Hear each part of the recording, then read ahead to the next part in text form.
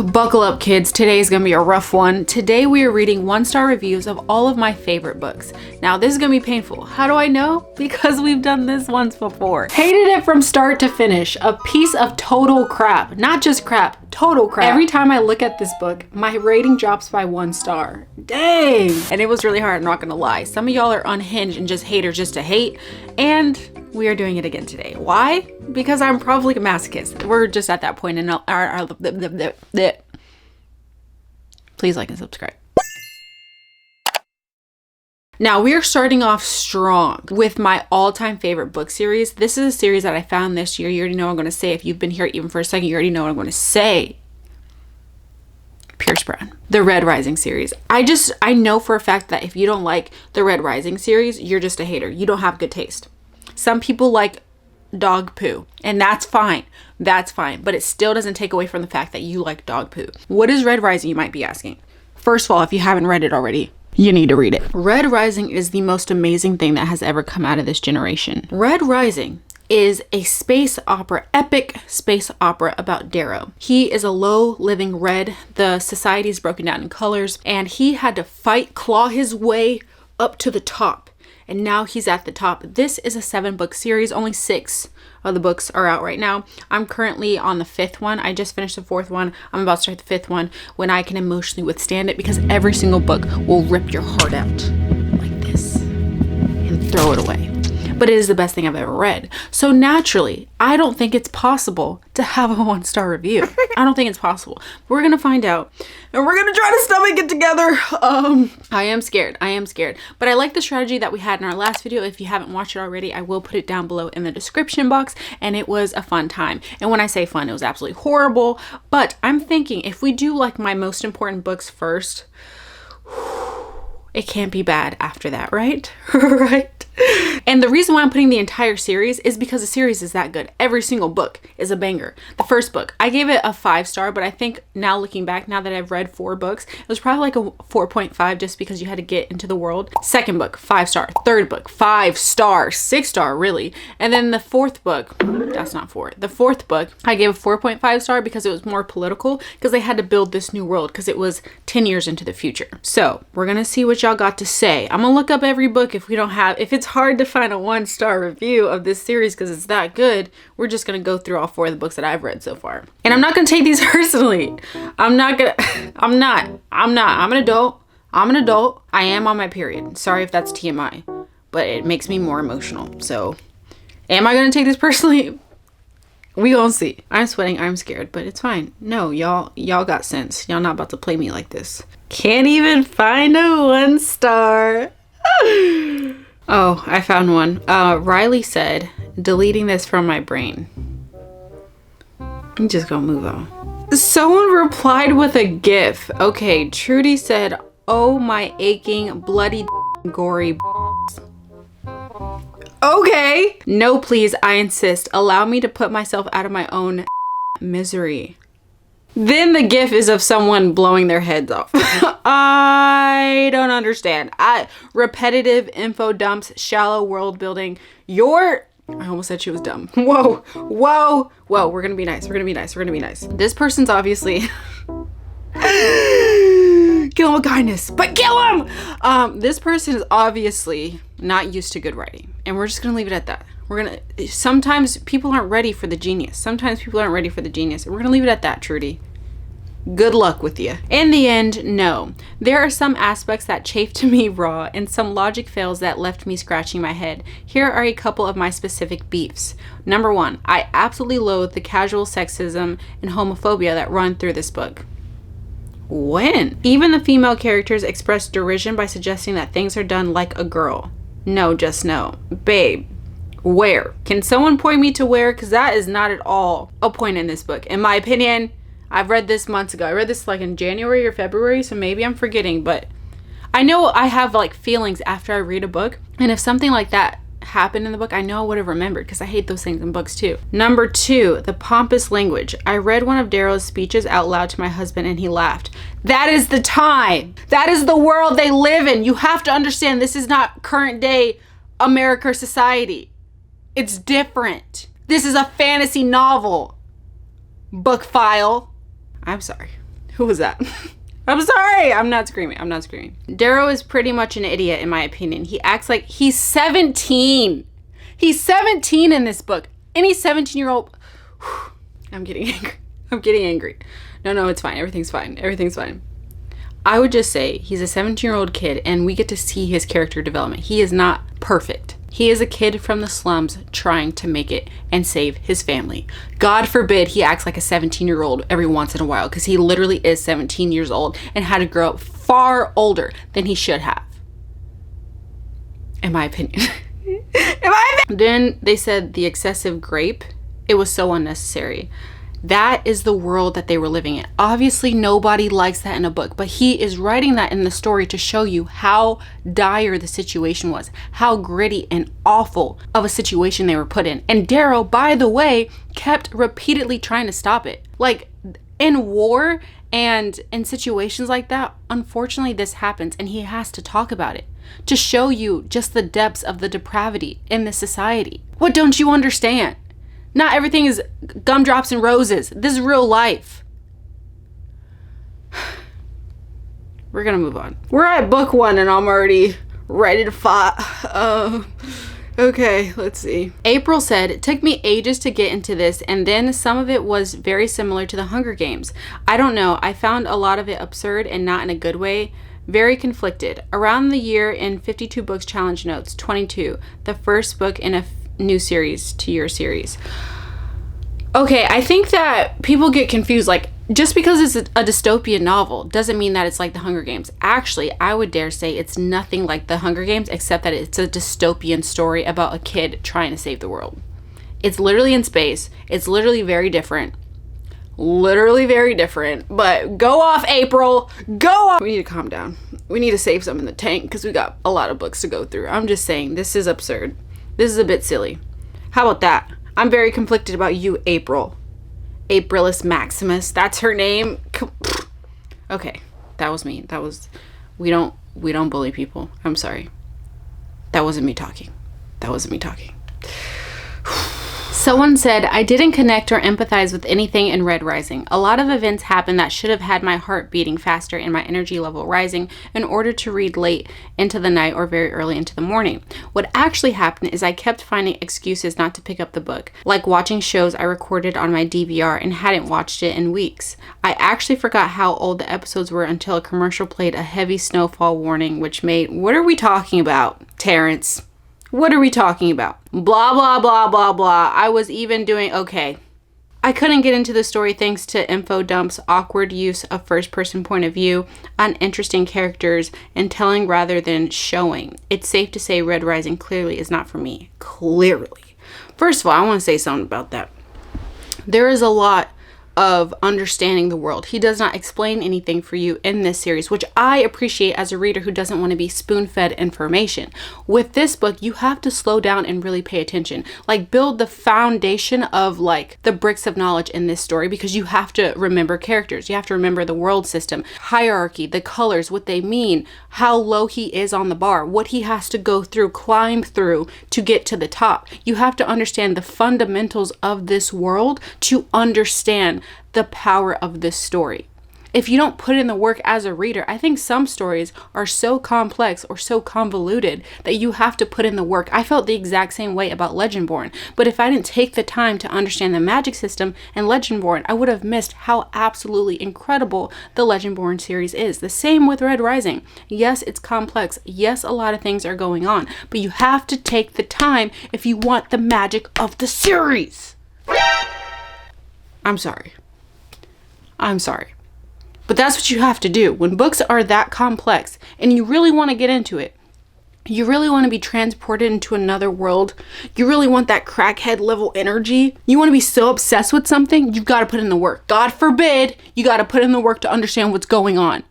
Maybe read a little bit of a wiki page or something. Got me stuttering out here. Next up is the second book in the Six of Crows series, which is Crooked Kingdom. This book was a 6-star read for me. I read this year and it blew me away. I still think about Kaz. I still think about Inej. I think about all of these characters. If you don't know what I'm talking about, this series is like a band of misfits who are stuck with this impossible task. It's like a heist level book. It's high fantasy. There's a lot going on. The intelligence to write this book. Leigh Bardugo is one of my favorite authors now because of this duology. And it was by far perfect. For me, the first book was already a 5-star. I didn't think that it could get better than the 5-star level of the first book. Lost my train of thought there. Sorry. But then I read the second book, and the second book was a 6-star read for me. Like, I hate series just for the sole fact that I know that you can ruin the next book. But Pierce Brown and Leigh Bardugo have been proving me wrong. This was only a duology though, but I left that second book not only wanting to be back into that world and with these characters, but also desperately wanting another book because it was so perfect. I trust Leigh Bardugo with my life. I trust Pierce Brown with my life. So if y'all got something to say, we gonna find out. I'm scared. I'm actually scared. I'm actually scared for this one. I think this one's gonna hurt. You see how low that 1-star bar is? Yeah, because there's nothing bad to say. There's nothing bad to say. It's perfect. She's perfect. She is the moment. But let's see what they gonna say anyway. Someone said 1.5 stars. I tried. I really did. But Bardugo's storytelling does nothing to me. This is such an overrated book together with Six of Crows. What do you mean? What do you mean, Justine? What do you mean? Yeah, that hurt a little bit. We gonna move on. I don't got the tough skin I thought I had. Okay, Sarah said, I'm changing my rating from a 3-star to a 1. I'm sorry, but no matter how good the rest of the story is, that ending just completely destroyed the entire series for me. I can't enjoy any of the rest when I'm waiting for that event to happen. I'm done with this book, I'm done with this world, and I'm pretty sure I'm done with Leigh Bardugo's books in general. Okay, you sound like you're just hurt, because that book hurt me too. And I think you're just lashing out, Sarah. I think you're just lashing out. I don't think it has anything to do with the quality of this series. I think you're just sad about what happened, which I understand. This is a safe space. You want to cry about it? Come here. Because I get it. That's what this feels like. So I'm not even really that mad. Oh God, we got another DNF'er. DNF'd at 72%. Having started this book months ago, I can safely say that I've given it time it deserved, and apparently it not fully appreciated that said time. Girl, trying to give me a stroke. Okay. I'm quitting Crooked Kingdom after a long psychological and physical suffering that lasted for 46 days. That self-immolation looked more and more appealing with every passing hour. Your advice has been taken, wise friends. I just can't grasp the reason for this book. It's painfully slow and boring. It dragged and dragged and dragged. The characters still had the same problems. The confusing age, the forced world building. I could never be a lawyer or a poker player because the way my face, I'm trying to be understanding. It's just so unbelievably wrong, May. You're wrong. The forced world building and the lack of development, they all got on my nerves and were absolutely fake. Kaz got on my nerves the most with his mood swings. He's traumatized. God forbid he has a little trauma. Nonsense in his I hope you all die of dysentery kind of attitude. Why is he so loved is beyond me. He's even romanticized. I've seen it. Why? What for? It's me. I should have stopped at Six of Crows. This feels like a punch in the face. Not gonna lie. No, this is crazy. Not only is she wrong, but she's loud and wrong. The last sentence really got me. It's me. I should have stopped at Six of Crows. This is insane. Wow. I feel the fire building up in me. I'm sure y'all hear it. I hear myself yelling. I'm sorry. This is just crazy. Is this not crazy to you? Please tell me you're just as upset as me. Tell me in the comments. This is crazy. No, guys, this is crazy. Y'all are nuts. Not everyone has good taste. And that's okay. This is a safe space. You're entitled to your wrong opinions. It's okay. Sarah said, just no. Students and professors didn't go from class to class packing powder. Might make for a more interesting school day if they did. Haven't actually finished the book. Okay, makes more sense. And I will, only because I hate to DNF, but this book will never receive a higher than 1-star rating from me. Fantasy is a genre full of violence and often controversial subject matter, but we don't make jokes regarding bringing guns to school. Girl, that was one sentence. Obviously, she's not talking about, oh, frustration. See the emotion, let it go, Kalila. See the emotion, let it go, Kalila. I've been going to therapy. Lee Bardugo. I hate when people take things out of context. It's just so silly. It's so silly. We're going to kill them with kindness. We're not going to call her something more than silly. Let's dissect this for a second. She said one sentence. I remember this book viscerally because it was so good. Obviously, she's not condoning that kind of behavior. She literally, in the context, it is taken out of. Jasper said that. I already know what character said that. Jasper is known for being really well skilled with guns, and he is fascinated by them. And he said that in passing, not as a, I'm gonna tear up this school and get all the students type of thing. If that's your reason, Sarah, you're being a bit silly. You're being a bit silly, Sarah. The writing, the storytelling, the world building, the heist level intensity, the character development. You're going to throw all of that away for one sentence that is taken out of context. She is not by any means promoting that. She's just not. And I don't know if you've been through something, Sarah, and that's why you're taking this far further than it should have. But Sarah, respectfully, you're wrong. I fear we can never do this. I fear we can never do this challenge again. Because you gonna give me a heart attack or get me canceled. Okay. All right. I think we got 2 more in this one. Because I can't take it. Okay. I promise I'm not trying to start a war with this rating. So please spare me. I love Bardugo's writing and this whole universe as a whole, but I just didn't have the motivation to finish this one. Okay, now we're talking. Now we're making sense now, because before y'all weren't making sense. Especially since I got spoiled for the ending. Okay, I understand. While I was reading it. I'll definitely read the KOS duology though, because Nikolai was my favorite character in SAB. I think that's her other series. Old review, DNF'd at 41%. I'm still marking this as read because I have been reading this since January and only got to about 220 pages. I really tried and I love Bardugo's writing, but it was just too slow for me. This is more understandable. Like, this is something, even though they're wrong,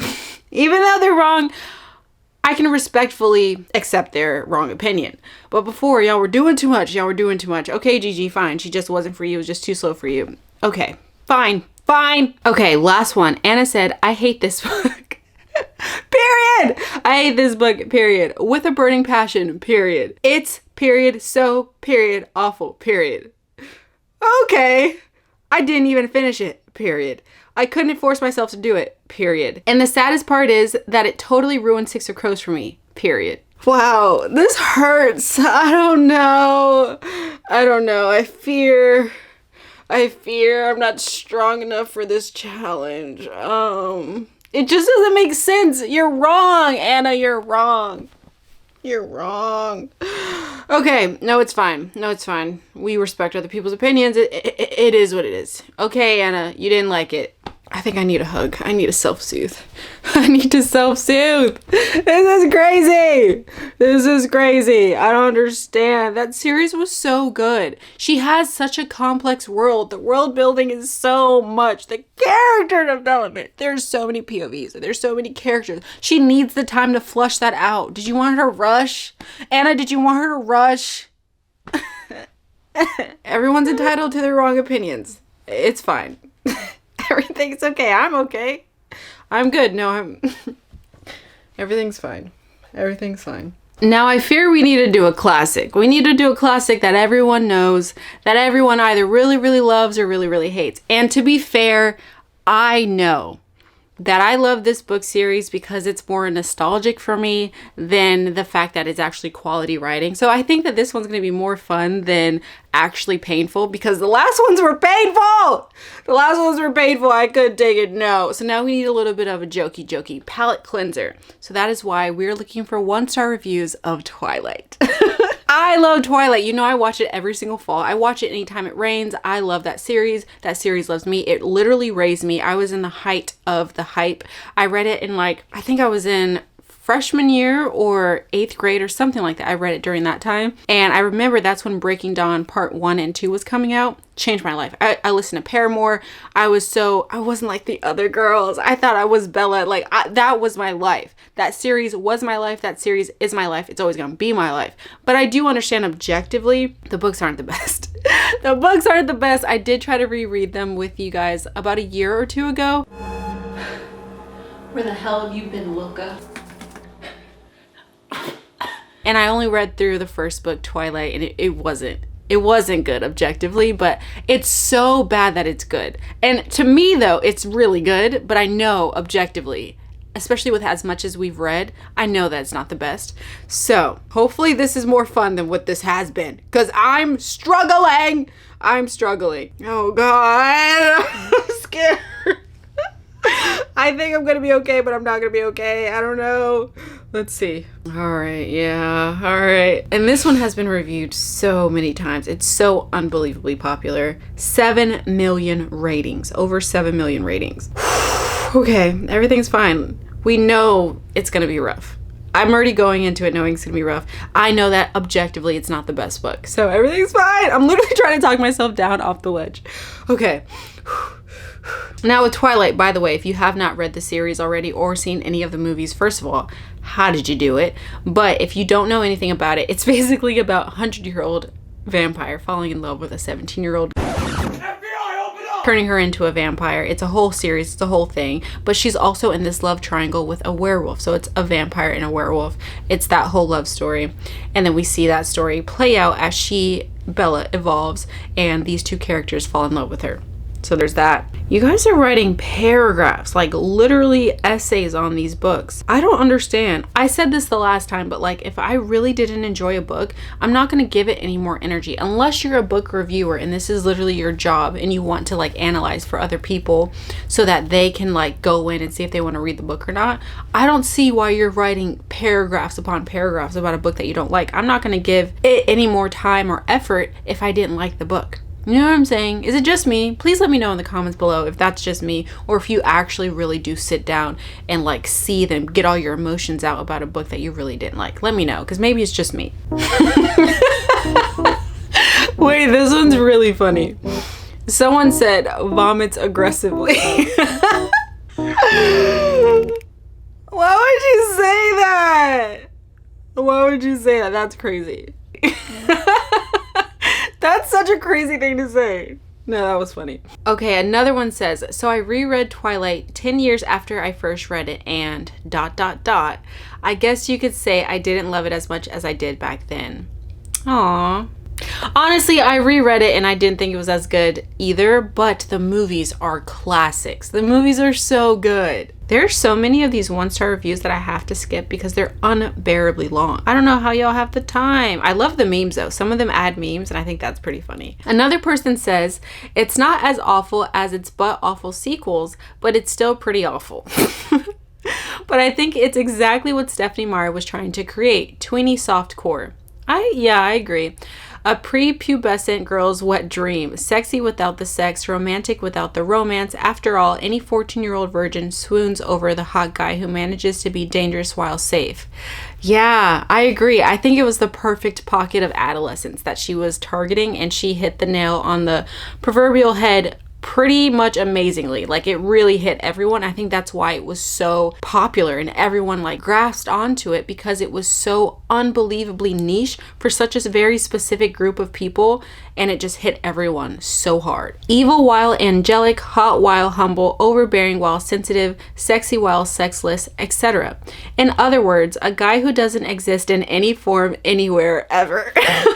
Okay, and that's why we read. That is why we watch movies. The escapism, babe. In other words, a guy who doesn't exist in any form, anywhere, ever. I'm trying to figure out the messages we're sending to young girls when we give them guys like Edward Cullen and support the idea that he's somehow dreamy, but number one, he's not human. Number two, he's controlling and possessive. Just a little bit. Just a little bit.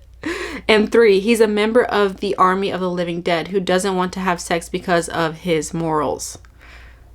Okay, she's spitting facts a little bit. I'm really tired of the moral preachings in YA romance fiction, and Twilight takes it to a level all on its own because we're dealing with moral dilemmas and religious dogma in a book about vampires. Yeah, this person's actually kind of breaking down the system here.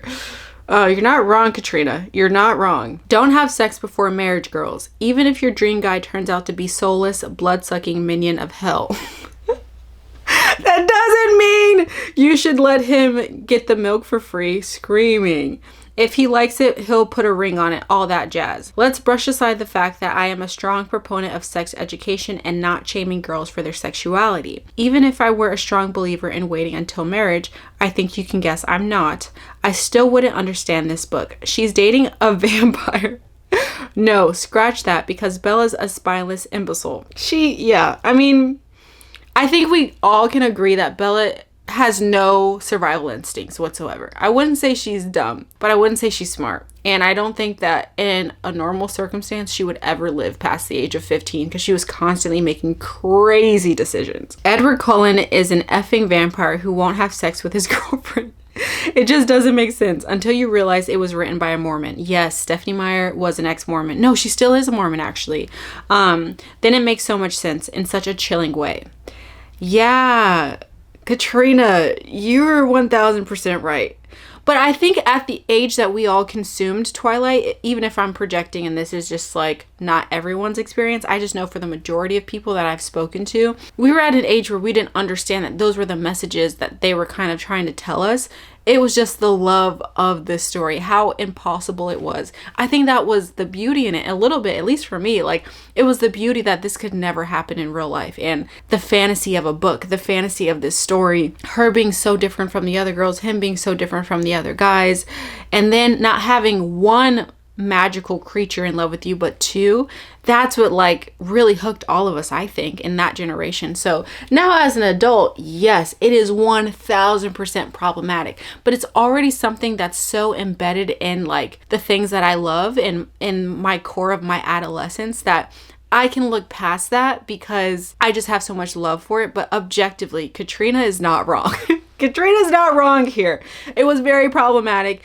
There were so many subliminal messages in there that we definitely should not have been adhering to at such a young age. But I'm not going to lie, it's just a guilty pleasure thing. I will always love Twilight. Unfortunately, I was the demographic. She still got me. She's got me in a chokehold. What can I say? Someone said, do I need to explain why I didn't like this? Do I? No, Nicola, you do not. Okay, so are you trying to tell me trees were cut down for this? Seriously, question mark. I just don't get Bella. Most of the time she's either talking about how perfect Edward is or about how she's in love with him. And here's me thinking, oh, okay, I get it. You love Edward. Big deal.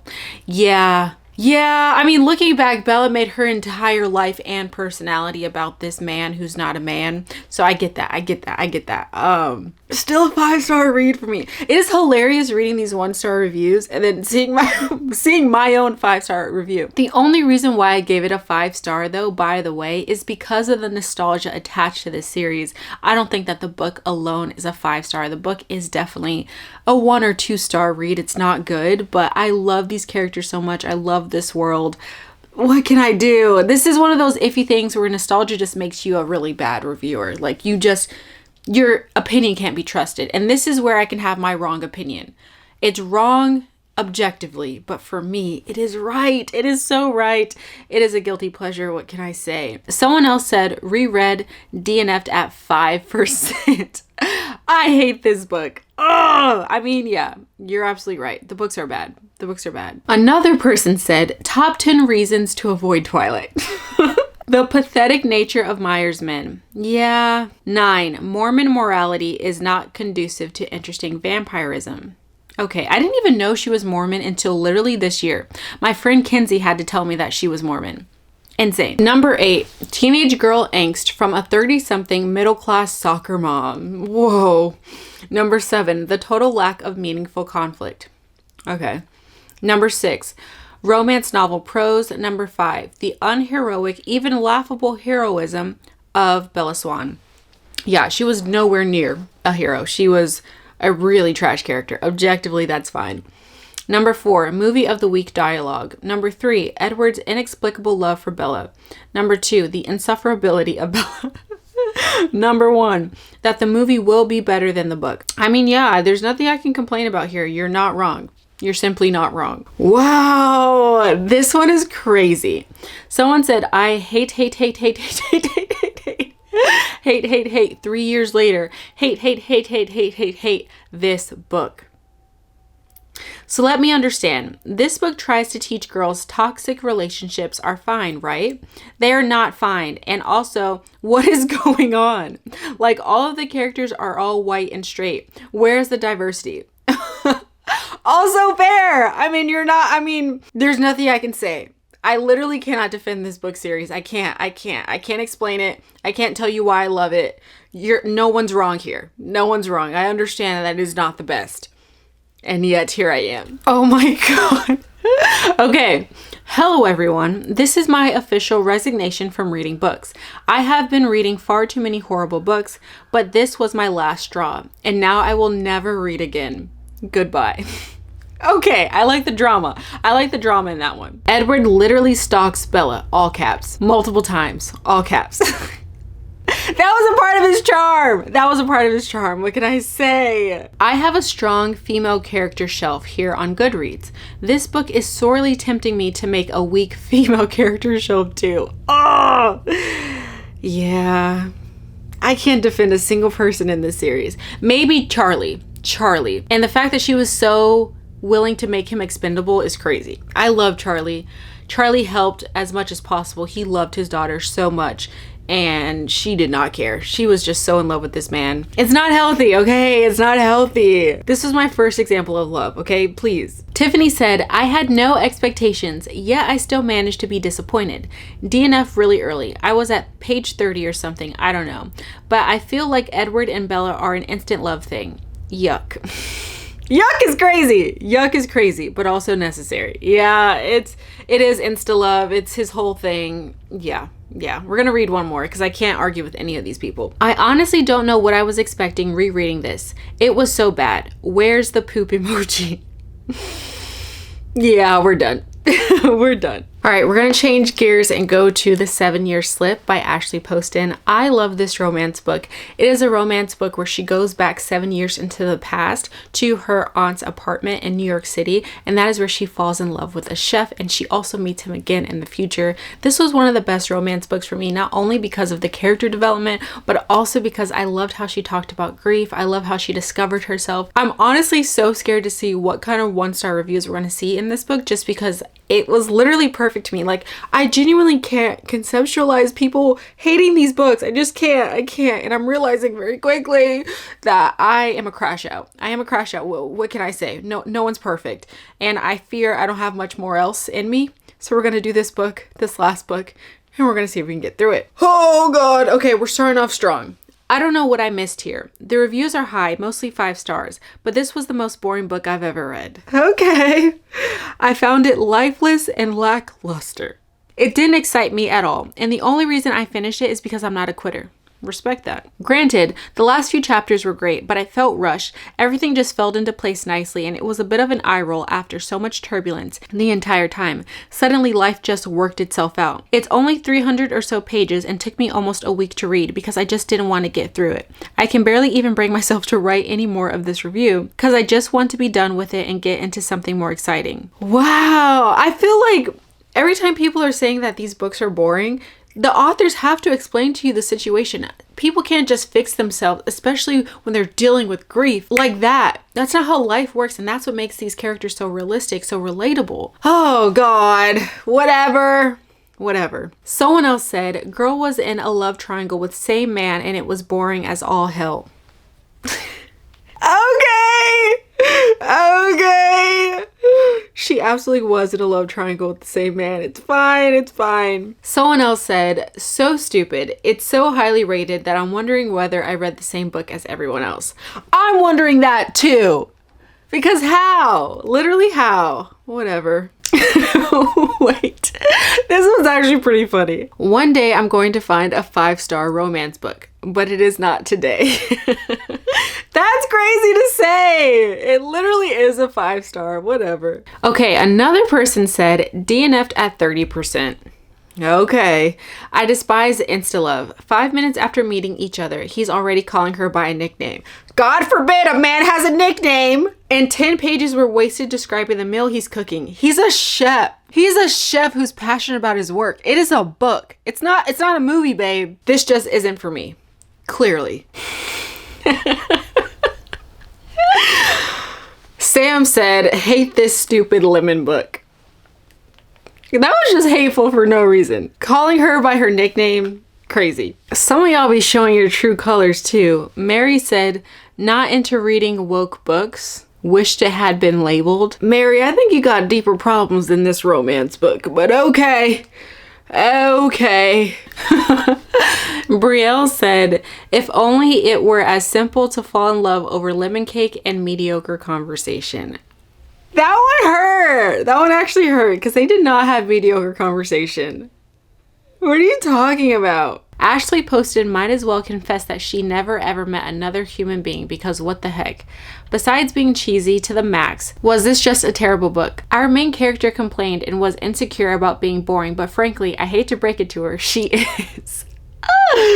She was terribly boring. I just hate when people make traveling their entire personality because I travel too, but you'll never catch me talking about it like swimming with dolphins in Hawaii, chasing the stars in Norway. Sigh, I just love adventure. Girl, shut up. This is so performative. You can tell how generic authors try to add characters by making the main characters a shocking news painter that lost their passion. Yikes!